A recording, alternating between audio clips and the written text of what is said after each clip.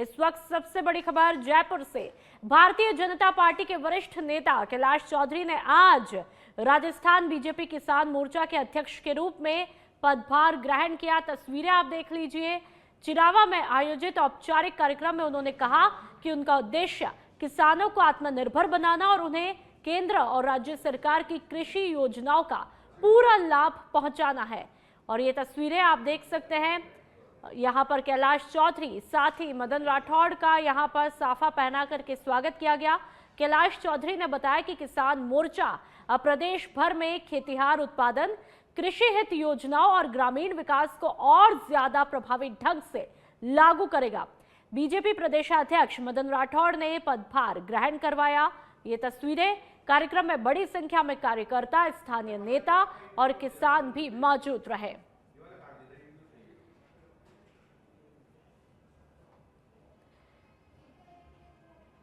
और जयपुर के बीजेपी कार्यालय में ये पदभार ग्रहण किया जाता है। जयपुर बीजेपी कार्यालय की ये तस्वीरें आपको दिखा रहे हैं।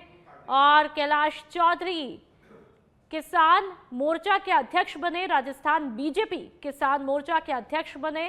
तस्वीरें आप देख लीजिए। मदन राठौड़ यहां पर मौजूद है। उन्होंने पदभार ग्रहण कैलाश चौधरी को करवाया है। उन्होंने साफ तौर पर कहा, कृषि उत्पादन और ग्रामीण विकास के क्षेत्र में लाभ पहुंचाना उनका उद्देश्य रहेगा।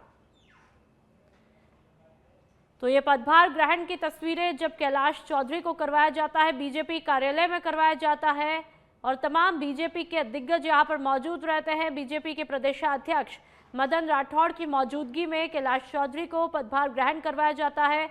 यहां पर मदन राठौड़ का भी स्वागत किया जाता है। भारतीय जनता पार्टी राजस्थान प्रदेश के किसान मोर्चे के नवनियुक्त, या कहूँ कि अभूतपूर्व भी रहे हैं ये, और केंद्रीय मंत्री भी रहे, राजस्थान विधानसभा में विधायक भी रहे, सम्मानीय कैलाश जी चौधरी साहब, इनको नियुक्त किया है। और इनकी नियुक्ति के लिए राम नरेश जी भी आए हैं दिल्ली से। ये हमारे राष्ट्रीय मंत्री किसान मोर्चा के हैं। आप भी, सलाराम जी भी राष्ट्रीय मंत्री हैं। और हमारे पार्टी के सब वरिष्ठ नेतागण यहाँ विराजमान हैं, मंत्री जी भी हैं। वास्तव में एक अनुभवी नेता को काम मिला है, जिन्होंने पहले भी किसान मोर्चे को बखूबी चलाया है। बहुत अच्छा अनुभव भी है पूरे राजस्थान से, और सजीव संपर्क है आम क्षेत्र के नागरिकों से भी, किसानों से भी। इनके पास एक बहुत बड़ी टीम भी है। और हिंदुस्तान के मंत्री रहते हुए हिंदुस्तान में भी विभिन्न क्षेत्रों में इनका सजीव संपर्क बना था। अभी बंगाल में भी हमारी पार्टी का काम कार्य विस्तार के निमित्त वहां गए हैं, और वहां भी। तो आपने इन तस्वीरों में देखा, गृह राज्य मंत्री जवाहर सिंह बेठम भी मौजूद रहे। बढ़ते हैं आगे। जोधपुर में मारवाड़ राजपूत सभा द्वारा प्रतिभा सम्मान समारोह का भव्य आयोजन किया गया। तस्वीरें आपके सामने। समारोह में उप मुख्यमंत्री दिया कुमारी ने मुख्य अतिथि के रूप में शिरकत करके विभिन्न क्षेत्रों में उत्कृष्ट प्रदर्शन करने वाली समाज की प्रतिभाओं को सम्मानित किया। शिक्षा, प्रशासन, खेल और सामाजिक सेवा में उल्लेखनीय उपलब्धियां हासिल करने वाले होनहारों को स्मृति चिन्ह और माला पहना करके उनका सम्मान किया गया। साथ ही समाज के भामाशाहों को सम्मानित किया गया। उप मुख्यमंत्री ने सभा अध्यक्ष हनुमान सिंह खांगटा को आयोजन के लिए बधाई देते हुए बालिका शिक्षा और महिला सशक्तिकरण पर खासा जोर दिया है। उन्होंने कहा, बेटियों को समान अवसर मिलने से वे देश प्रदेश का नाम रोशन करेंगी। साथ ही कार्यक्रम में केंद्रीय पर्यटन मंत्री गजेंद्र सिंह शेखावत सहित कई जनप्रतिनिधि और समाज बंधु भी मौजूद रहे। तो ये तस्वीरें डेप्यूटी सीएम दिया कुमारी की मारवाड़ राजपूत सभा सम्मान समारोह का आयोजन यहां पर किया जाता है। एक एक करके जो प्रदेश का, देश का नाम रोशन कर रही हैं प्रतिभाएं, उनको सम्मानित यहां पर डेप्यूटी सीएम दिया कुमारी करती हुई दिखाई देती हैं। और आप परिवहन विभाग से जुड़ी बड़ी खबर। परिवहन विभाग के 3 डिजिट नंबर घोटाले में पहली एफआईआर दर्ज हुई। परिवहन आयुक्त पुरुषोत्तम शर्मा के निर्देश पर बड़ी कार्रवाई हुई। आरटीओ प्रथम कार्यालय ने 39 लोगों के खिलाफ एफआईआर दर्ज करवाई। सरकारी रिकॉर्ड में हेराफेरी कर फर्जी तरीके से नंबर आवंटन का आरोप है। फर्जी दस्तावेजों के आधार पर रिकॉर्ड तैयार करके राजकोष को नुकसान पहुंचाया गया। पद के दुरुपयोग सहित बीएनएस की गंभीर धाराओं में मामला दर्ज। संयुक्त आयुक्त, आरटीओ, एआरटीओ, डीटीओ समेत 2 दर्जन से ज्यादा कार्मिक नामजद। गांधीनगर थाने में दर्ज हुआ बहुचर्चित मामला। घोटाले से जुड़े अन्य जिलों में भी एफआईआर की संभावना।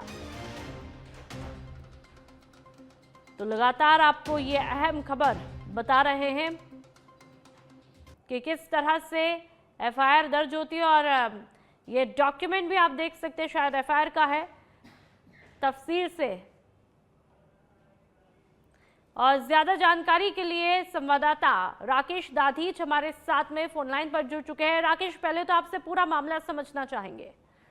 देखिए, प्रादेशिक परिवहन कार्यालय जयपुर प्रथम में पंजीकृत पुराने वाहनों के पंजीकृत नंबरों में बैकलॉग एंट्री कर कूट रचना पूर्वक जो राजस्व हानि व पद के दुरुपयोग करने वाले जो कार्मिक हैं, उनके खिलाफ ये पूरा मामला दर्ज हुआ है। एक बड़ी ही प्रकरण को लेकर जो संजीदा नजर आए थे परिवहन विभाग के जो आला अधिकारी, उसको लेकर आज जयपुर के गांधीनगर थाने में ये एफआईआर दर्ज हुई है। इन लोगों के खिलाफ अब पुलिस के जो अधिकारी है वो जांच करेंगे, क्योंकि पूरे मामले को लेकर अब जो थाना अधिकारी गांधीनगर है वो इसमें अनुसंधान अधिकारी है, वो पूरे प्रकरण को लेकर जांच करेंगे। जी, जो एफआईआर अभी तक हुई है 39 लोगों के खिलाफ हुई है, क्या ये एफआईआर और भी ज्यादा बढ़ सकती है? देखिए, जाहिर तौर पर जो 39 लोगों के खिलाफ एफआईआर दर्ज की गई है, उनसे अब पुलिस के जो अधिकारी है पूछताछ करेंगे, उनके ऊपर जो आरोप लगे हैं। क्योंकि जो परिवहन विभाग ने जो दस्तावेज अवेलेबल कराए, उनकी भी अब जांच होगी। क्योंकि अब ये पूरा प्रकरण प्रदेश के विभिन्न जिलों में तैनात जो कर्मी है उनके खिलाफ है, इनसे कड़ी पूछताछ की जाएगी। आने वाले समय में अलग अलग जो जिले हैं उनके इलाकों में भी ये जो एफआईआर है वो दर्ज की जाएगी। नए सिरे से अलग अलग थानों में एफआईआर दर्ज की जाएगी, क्योंकि ये दावा परिवहन के जो अधिकारी है वो कर रहे हैं। फिलहाल अभी जयपुर में जो एफआईआर दर्ज हुई है, इस एफआईआर में क्या नतीजे निकलेंगे दौरान अनुसंधान, ये देखने वाली बात होगी। बिल्कुल राकेश, फिलहाल जैसा कि जो आशंका है कि अन्य जिलों में भी एफआईआर दर्ज की जा सकती है, क्या आप तक ये जानकारी पहुंची है? वो कौन कौन से जिले हो सकते हैं जहां पर एफआईआर और दर्ज की जा सकती है? देखिए, जो जयपुर शहर के अलावा जो दौसा है, सवाई माधोपुर है, सीकर है, ऐसे अन्य जो जिले हैं जहाँ पर इस तरह की जो सरकारी रिकॉर्ड में हेराफेरी करने वाले जो मामले सामने आए प्रथम दृष्टया, उनकी जो जांच होगी, जांच होने के उपरांत कई जगह एफआईआर दर्ज होगी। क्योंकि अब ये देखने वाली बात होगी कि पुलिस किस तरह से इस पे अनुसंधान शुरू करती है और जिन लोगों के ऊपर आरोप लगे हैं वाकई में उन लोगों के खिलाफ क्या पुलिस एक्शन लेगी, ये अब देखने वाली बात होगी। ठीक है राकेश, तमाम जानकारियों के लिए बहुत बहुत शुक्रिया। और अब बूंदी के लाखेरी की बात करेंगे। तेज रफ्तार ट्रक द्वारा यात्रियों को कुचलने का मामला देखने को मिला। पापड़ी रेलवे ओवरब्रिज के पास में दर्दनाक हादसा हुआ था। आपको बता दें, तेज रफ्तार ट्रक ने चौथ का बरवाड़ा पदयात्रियों को कुचल डाला है। 2 श्रद्धालुओं की मौत की पुष्टि, 9 गंभीर रूप से घायलों को कोटा रेफर किया गया। इलाके में अफरा तफरी की तस्वीरें। हादसे के बाद यात्रियों और ग्रामीणों में भारी गुस्सा। आक्रोशित भीड़ ने ट्रक को आग के हवाले किया। दर्दनाक ये तस्वीरें ब्लर करके हमने दिखाई। कोटा दौसा लालसोट मेगा हाईवे पर यह धरना दिया जा रहा है। मौके पर पुलिस और प्रशासन की तैनाती, और देखिए लोगों का गुस्सा यहां पर किस कदर फूट पड़ा है। आक्रोशित भीड़ ने ट्रक को ही आग के हवाले कर दिया और लोगों की भीड़ यहां पर साफ तौर पर देखी जा सकती है। चेहरे पर शिकन, गुस्सा और चिंता की लकीरें। जिस तरह से यह दर्दनाक हादसा हुआ, रोंगटे खड़े कर देने वाला, पदयात्रियों को यहां पर कुचल डाला है। 2 श्रद्धालुओं की मौत हो जाती है, 9 गंभीर रूप से घायल है। और ये ब्लर करके तस्वीरें बताई है आपको, क्योंकि बहुत ही दर्दनाक ये तस्वीरें हैं। तेज रफ्तार ट्रक के द्वारा यात्रियों को कुचलने का मामला है और पापड़ी रेलवे ओवरब्रिज के पास में यह दर्दनाक हादसा हुआ, जिसके बाद में जिस किसी ने भी यह मंजर देखा वहां पर लोगों के रोंगटे खड़े हो गए। लोगों की भीड़, लोगों का गुस्सा यहां पर साफ तौर पर देखा जा सकता है। नतीजा ये होता है कि लोग यहां पर ट्रक को ही आग के हवाले कर डालते हैं। लेकिन बहुत दुखद बात यह है, जिन लोगों की जानें यहां पर गई, तकरीबन 2 का आंकड़ा अभी बताया जा रहा है। ऐसे में जिस घर पर, जिस परिवार पर आज जो मातम पसरा है, जो जिंदगी उनके बीच से हमेशा के लिए चली गई है, वो अब ताउम्र गम देखने को मिलेगा। और ज्यादा जानकारी के लिए संवाददाता सुनील मेघवाल हमारे साथ में फोन लाइन पर जुड़ चुके हैं। सुनील, जो ये ट्रक से हादसा हुआ, क्या ये हादसा था या बड़ी लापरवाही, और अभी जो घायल है उनकी क्या कुछ हालत? ये एक बड़ा हादसा और एक हम लापरवाही भी मान सकते हैं, क्योंकि इस ट्रक में एक रुई कपास भरी हुई थी जो अनियंत्रित होकर पलटा। इसका अभी जांच के बाद ही पता चलेगा कि इस ट्रक कितनी स्पीड पे था। 2 की मौत की पुष्टि हुई है। 9 गंभीर घायलों का कोटा रेफर इलाज जारी है। सुनील, तमाम जानकारी के लिए बहुत बहुत शुक्रिया। तो लगातार ये तस्वीरें आपको दिखाई, बहुत ही दर्दनाक ये तस्वीरें।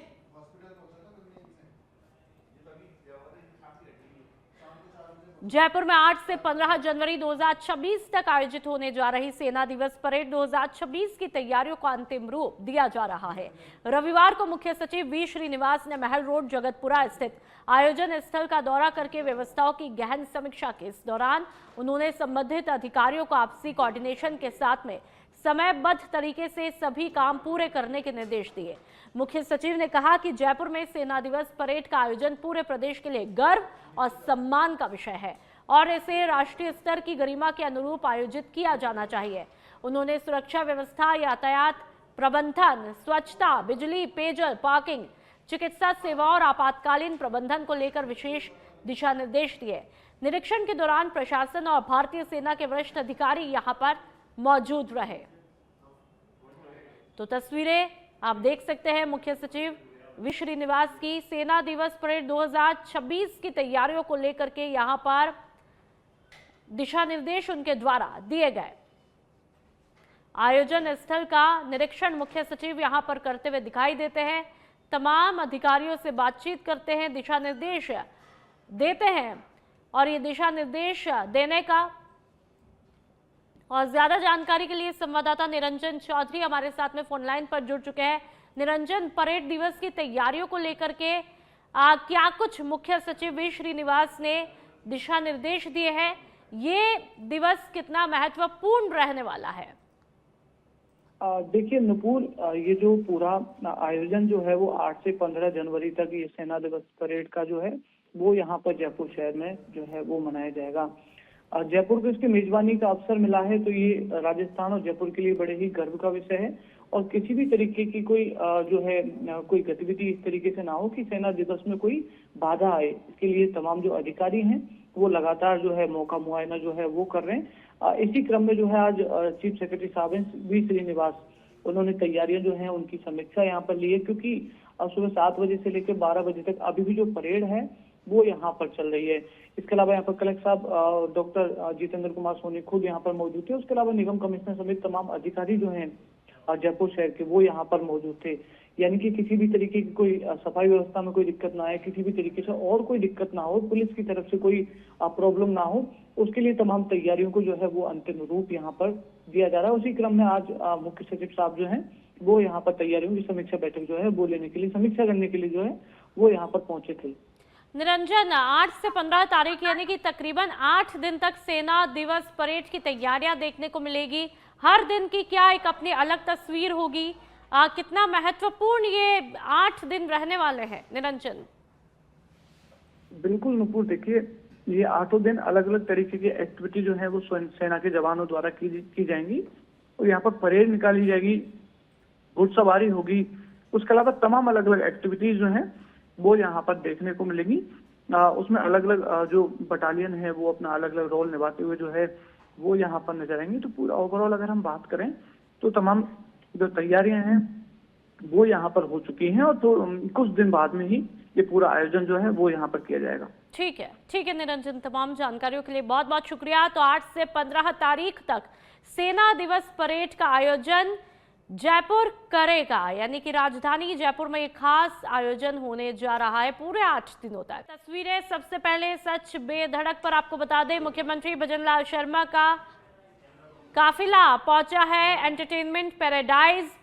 पौष बड़ा महोत्सव यहां पर चल रहा है और इसी का हिस्सा बने मुख्यमंत्री भजनलाल शर्मा पहुंचे। पूरा काफिला उनका आप देख सकते हैं। मुख्यमंत्री भजनलाल शर्मा गाड़ी से फिलहाल नीचे उतर चुके हैं। पौष बड़ा प्रसादी लेने पहुंचे हैं, इस महत्वपूर्ण कार्यक्रम में शिरकत करने पहुंचे हैं। पौष बड़ा का अपना एक अलग ही महत्व है, इस प्रसादी का अपना एक अलग ही महत्व है और इसी का हिस्सा बनने पहुंचे मुख्यमंत्री भजनलाल शर्मा। पूरा काफिला जैसे ही यहाँ पर वो पहुंचते हैं, उनका पूरा राजस्थानी अंदाज में स्वागत, सत्कार, अभिनंदन, तिलक लगा करके यहाँ पर किया जाता है, स्वागत किया जाता है। आप देखिए कि मुख्यमंत्री भजनलाल शर्मा अब इस गेट में एंटर होते हैं इस कार्यक्रम का हिस्सा बनने के लिए। तमाम तैयारियां यहाँ पर इस महोत्सव की पूरी हो चुकी है जोरों शोरों से। इस महोत्सव का अपने आप में खास महत्व भी है, पौष बड़ा प्रसादी का। और देखिए बड़ी तादाद में यहाँ पर हर आम से खास शख्स यहाँ पर मौजूद है। बड़ी संख्या में पौष बड़ा प्रसादी लेने के लिए बड़ी तादाद में लोग यहाँ पर आए हैं। एंटरटेनमेंट पैराडाइज ये वो जगह जहाँ पर पौष बड़ा महोत्सव आयोजित किया जा रहा है और इसी के लिए मुख्यमंत्री भजनलाल शर्मा यहाँ पर पहुँच चुके हैं। उनके साथ में कई दूसरे दिग्गज यहाँ पर मौजूद है। पौष बड़ा प्रसादी लेने यहाँ पर पहुंचे हैं मुख्यमंत्री भजनलाल शर्मा और इसके अलावा भी दूर दराज से कई लोग यहाँ पर पौष बड़ा प्रसादी को लेने पहुंचे हैं, क्योंकि ये प्रसादी अपने आप में बहुत ही महत्वपूर्ण है और ऐसे में बड़ी तादाद में आप देखिए पूरा खचाखच ये जगह, ये पैराडाइज यहाँ पर भरा हुआ है लोगों से। और जैसे ही मुख्यमंत्री भजनलाल शर्मा यहाँ पर पहुंचते हैं, हर आम से खास शख्स उनके सामने उनकी एक झलक पाने को बेताब रहते हैं, उनको अभिवादन करते हुए दिखाई देते हैं और मुख्यमंत्री भजनलाल शर्मा खुद उनका अभिवादन स्वीकार करते हुए भी दिखाई देते हैं। आप देखिए क्या पुरुष, क्या महिला, क्या बच्चे, हर वर्ग यहाँ पर पौष बड़ा प्रसादी का आनंद लेने के लिए पहुंचे हैं और इसका अपना एक अलग ही महत्व है। और अब देखिए मंच पर मुख्यमंत्री भजनलाल शर्मा यहाँ पर आए हैं, पधारे हैं। तस्वीरें आपके सामने और कई दिग्गज भी उनके साथ में मौजूद है और ये वो जगह एंटरटेनमेंट पैराडाइज आप देख सकते हैं पूरी तरह से लोगों से खचाखच भरी हुई है। इस भीड़ को देखकर ही आप समझ सकते हैं। फिलहाल ये मंच पर मुख्यमंत्री भजनलाल शर्मा पहुंच चुके हैं, हाथ जोड़ करके सभी का अभिवादन स्वीकार करते हुए दिखाई देते हैं। वही सादगी भरा अंदाज और शालीनता भरा जो अंदाज है उनका आज भी देखने को मिलता है। और मंच पर अब विराजमान होते हुए मुख्यमंत्री भजनलाल शर्मा दिखाई दे रहे हैं। सच बेधड़क पर सबसे पहले ये खास और अहम तस्वीरें पौष बड़ा महोत्सव की सप्तऋषि मंडल के द्वारा यह आयोजन किया जा रहा है और मुख्यमंत्री भजनलाल शर्मा इसमें शिरकत करते हुए दिखाई दे रहे हैं। ब्राह्मण समाज पौष बड़ा महोत्सव है, यहाँ पर पहुंचे हैं मुख्यमंत्री भजनलाल शर्मा। सबसे पहले सच बेधड़क पर ये तस्वीरें मंच पर मौजूद हैं, विराजमान है मुख्यमंत्री भजनलाल शर्मा और आपको वो तस्वीरें भी हमने दिखाई जब मुख्यमंत्री भजनलाल शर्मा यहाँ पर पहुँचते हैं तो लोगों की भीड़ यहाँ पर आपने देखी कि किस तरह से मुख्यमंत्री की झलक पाने के लिए बेताब दिखाई देते हैं। हर कोई शख्स यहाँ पर मुख्यमंत्री भजनलाल शर्मा को अपने कैमरे में कैप्चर करते हुए दिखाई देते हैं और ये वजह कैमरे में कैद करना इस लम्हे को इसलिए भी ज़रूरी हो जाता है जब राजस्थान के आवाम के बीच में इस तरह से उनका जननेता पहुंचता है तो वो अपने आप में एक महत्वपूर्ण लम्हा हो जाता है। जब आपका जननेता इस तरह से आपके बीच में एक आम शख्स की तरह दिखाई दे तो वो लम्हा वाकई में बहुत महत्वपूर्ण होता है और उसी को कैद करने के लिए यहाँ पर तमाम लोग बेताब दिखाई देते हैं। फिलहाल मुख्यमंत्री भजनलाल शर्मा मंच पर पहुंच चुके हैं। आप देख सकते हैं ब्राह्मण समाज पौष बड़ा महोत्सव ये है और अपने आप में ये खास महोत्सव सप्तऋषि मंडल के द्वारा ये भव्य आयोजन किया जा रहा है। हर आम से खास शख्स यहाँ पर पहुंचे हैं इस पौष बड़ा महोत्सव में भाग लेने के लिए, प्रसादी ग्रहण करने के लिए। तो लगातार ये तस्वीरें सबसे पहले सच बेधड़क पर आपको दिखा रहे हैं।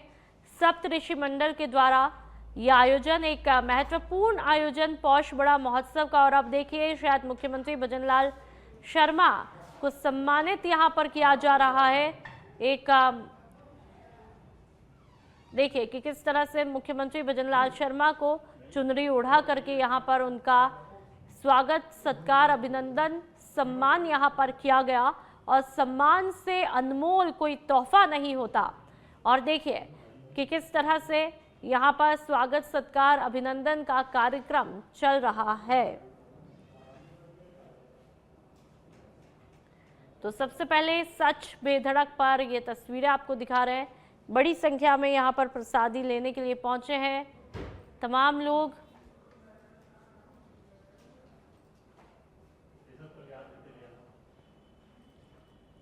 और कुछ देर पहले वो तस्वीरें भी आपको दिखाई जब मुख्यमंत्री भजनलाल शर्मा का काफिला आता है, पहुंचता है, और जैसे ही मुख्यमंत्री भजनलाल शर्मा की एंट्री होती है तमाम लोग उनकी झलक पाने को बेताब रहते हुए दिखाई देते हैं। आपको बता दें कि देखिए कि किस तरह से आपका जननेता आपके लिए लगातार डटे हुए रहते हैं। वो लगातार आपने तस्वीरों में भी देखा हर एक कार्यक्रम में हर एक जिम्मेदारी को बखूबी तरीके से निभाते हुए दिखाई देते हैं। जिस तरह से आप बजट को लेकर के अभी से मुख्यमंत्री भजनलाल शर्मा ने तैयारियां कर दी, एक तरफ उसकी तैयारियां, तो कल हमने वो तस्वीरें भी आपको दिखाई जब बीजेपी की कार्यशाला होती है तो वहां पर भी मुख्यमंत्री भजनलाल शर्मा पहुंच जाते हैं और कार्यशाला में लगातार समय देते हैं और राजस्थान के आवाम के हितों का ध्यान रखते हैं, क्योंकि पंचायत निकाय चुनाव नजदीक है। और फिलहाल आप देख सकते हैं कि पौष बड़ा महोत्सव में पहुंचे स्वागत सत्कार अभिनंदन एक बड़ी माला यहाँ पर देखिए सम्मान के रूप में, और तमाम दिग्गज यहाँ पर मंच पर मौजूद है। मुख्यमंत्री भजनलाल शर्मा को सम्मानित करते हुए दिखाई देते हैं। सप्तऋषीय मंडल है जिसके द्वारा ये आयोजन किया जा रहा है। एंटरटेनमेंट पैराडाइज ये वो जगह जहां पर ये भव्य आयोजन पौष बड़ा महोत्सव का किया जा रहा है। तो लगातार ये अनमोल तस्वीरें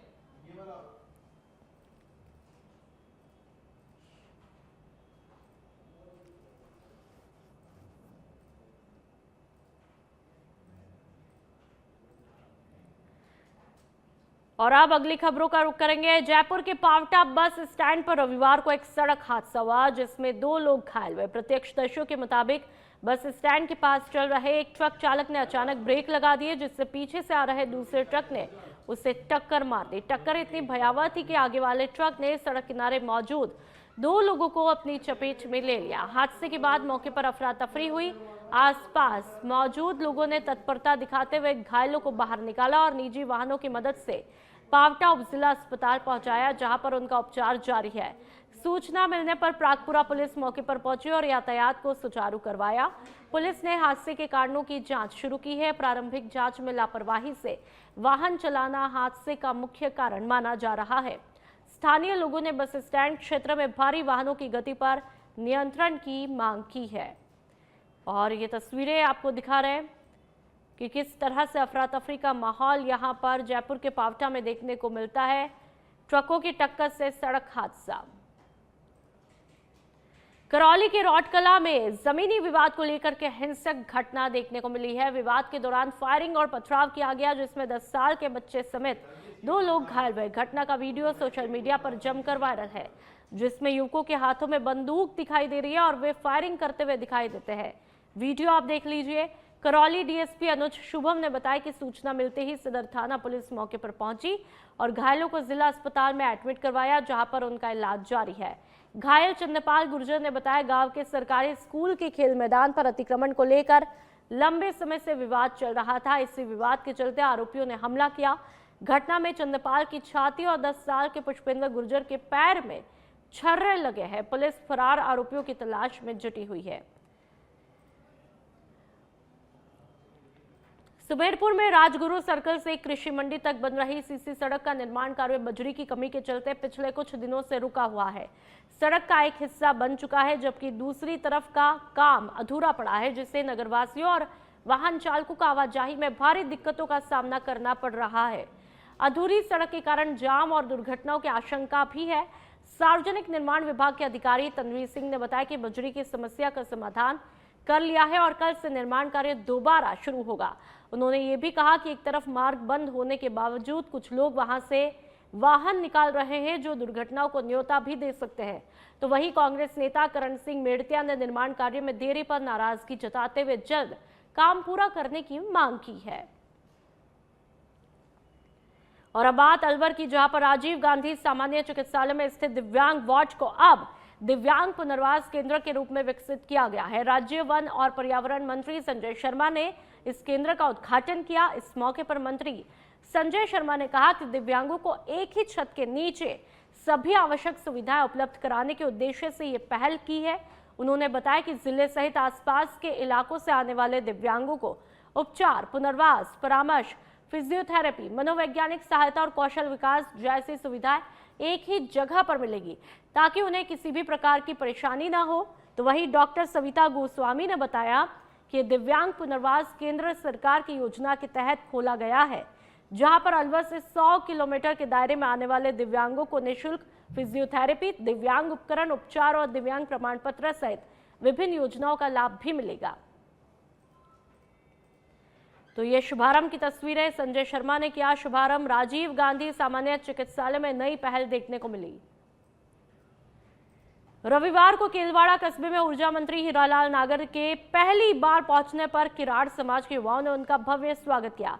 मंत्री नागर सबसे पहले सीताबाड़ी पहुंचे, जहां पर उन्होंने लक्ष्मण जी महाराज के दर्शन किए। इसके बाद वे किराड़ धर्मशाला पहुंचे, जहां पर ढोल, नगाड़े, आतिशबाजी और माल्यार्पण के साथ में उनका गर्मजोशी से स्वागत किया। कार्यक्रम में क्षेत्रीय विधायक ललित मेड़ा ने भी युवाओं को संबोधित किया। तो वहीं ऊर्जा मंत्री हीरालाल नागर ने कहा, राज्य सरकार किसानों की जरूरतों को ध्यान में रखते हुए बिजली व्यवस्था में सुधार कर रही है और आने वाले साल से किसानों को दिन में बिजली उपलब्ध कराई जाएगी। मंत्री के इस आश्वासन से इलाके के किसानों में उत्साह भी देखने को मिला। कार्यक्रम के अंत में समाज के युवाओं ने मंत्री का आभार व्यक्त किया। और जितना विकास इस पूरे क्षेत्र में इस कार्यकाल में हो रहा है, वो पहले कभी आपने देखा होगा न सुना होगा। जिस तरह से चाहे यहाँ अधिकतर हमारे सब किसान बंधु हैं, आप सभी, और हम सब खेती के लिए बिजली पर निर्भर है।